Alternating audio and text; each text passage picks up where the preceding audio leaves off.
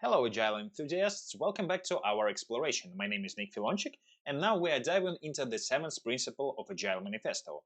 Work in software is the primary measure of progress. Let's break down this into 7 key aspects: definition, significance, user feedback, incremental development, metrics, transparency, and continuous improvement. Work in software in the context of Agile isn't just about code, but about tangible, functional results that deliver value to end users. I've been talking about it more in another video on this channel, just take a look here.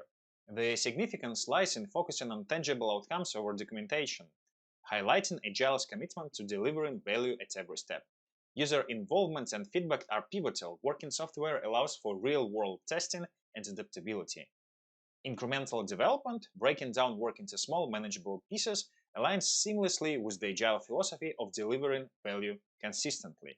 Metrics should reflect the advancement of working software, steering clear of metrics that don't contribute to real progress.